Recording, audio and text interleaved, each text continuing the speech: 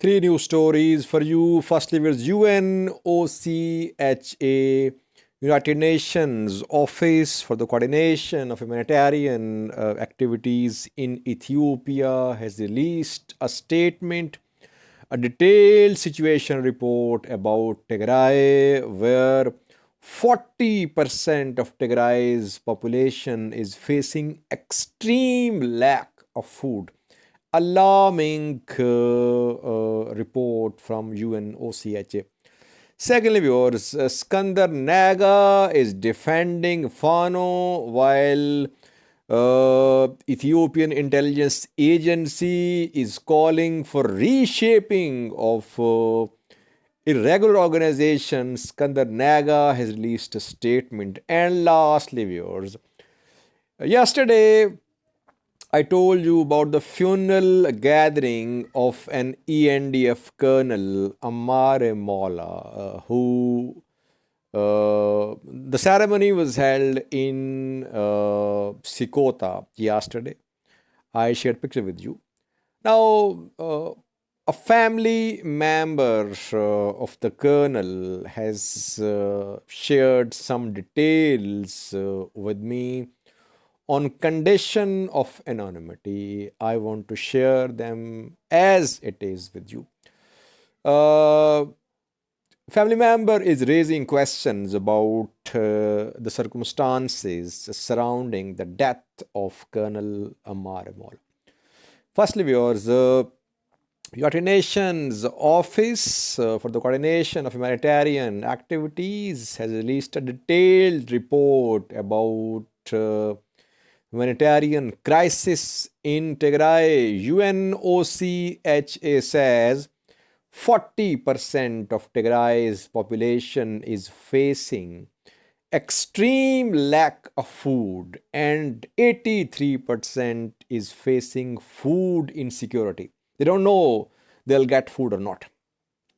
And UNOCHA says that in the next month it will run out of all food, cash, fuel, everything. It will have nothing to continue its operations in Tigray. Some medicine shipments did arrive in Tigray in the past 2 days. UNOCHA has confirmed that 3.5 metric ton shipment of medicines has arrived in Mekelle in the past 2 days. And these medicine shipments contained some potassium chloride tablets, antibiotic, pediatric intravenous cannulas. But food supplies are not entering Tigray because fighting is going on Tigray Afar border, Abala, Meghalaya. So no aid trucks are entering Tigray, and by air as well. No flights carrying food supplies have landed in Tigray in the past few days. So UNOCHA is once again telling the Ethiopian government that it should ensure delivery of aid to Tigray. Otherwise, all operations of all aid agencies in Tigray are going to come to a halt in coming days. Now, some would say UN agencies are lying. I have a question.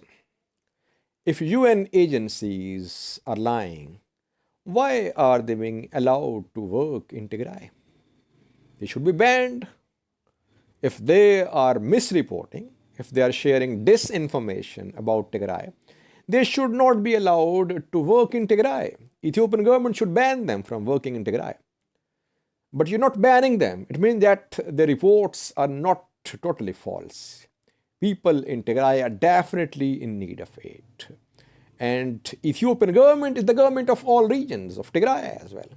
So ultimately, the responsibility falls on the shoulders of Ethiopian PM. He must ensure delivery of aid to Tigray. Otherwise, aid operations will come to a halt in coming days.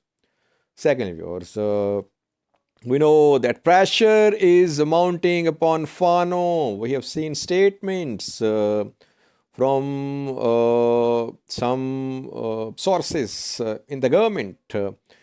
NES, Ethiopian Intelligence Agency, has briefed National Security Council of Ethiopia to reshape Fano. So while pressure is building upon Fano and Fano commanders are issuing statements, Eskinder Nega is not far behind. He is also there supporting Fano. He says that he has compared Fano and TPLF in a tweet. He says that TPLF is training more troops and Fano is being stopped from its activities. Now, we cannot compare Tigray Defense Force and Fano. We can compare Tigray Defense Force and Amhara Regional Force. Tigray Defense Force and Amhara Special Force, both are regional forces. Fano is not a regional force.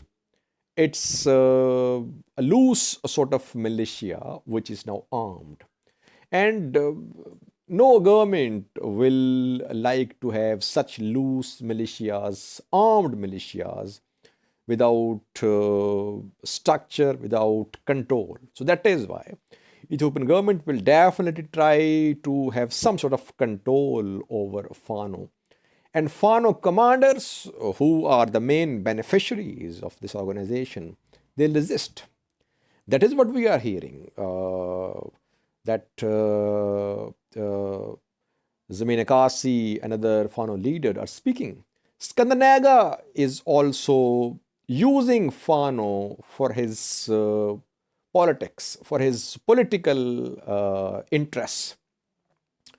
That is why he is speaking. He is the main supporter of Fano now in Ethiopian political circles. So he says that if TPLF members are being allowed to be trained, why not Fano members? But it seems that Ethiopian government has decided to have some sort of control on Fano. It remains to be seen how Ethiopian government, federal government, will control Fano. Lastly, viewers, yesterday in a video I told you about the death of an ENDF colonel. His name is Colonel Amare Molla. And I shared pictures of his funeral gathering in Sikota. Now, a close family member of the colonel contacted us and he shared some details with us. He has raised questions regarding the death of Colonel Amare Molla.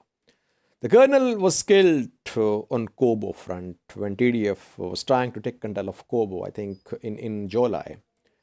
But we saw his funeral ceremony, funeral gathering yesterday. His family member has raised questions that he was not killed by Tigray forces. He was labeled as a supporter of TDF and he was killed by some other groups. I won't name anyone, but I would just say that if family members, relatives of Colonel Amare Molla have reservations about his death, then the death must be investigated. It is the responsibility of Ethiopian National Defense Force, of Ethiopian government, that they should make it clear how Colonel Amare Molla was killed. When was he killed? How was he killed? Now, I am not saying the rumors are true. The information provided to me might not be correct, but Ethiopian government, Ethiopian National Defense Force, they must clarify the situation. They must speak about the circumstances, real circumstances surrounding the death of Colonel Amare Molla. How did he die? Who killed him? Did he die fighting Tigray Defense Force, or some other activists or persons are behind his death in Kobo? Thanks for watching.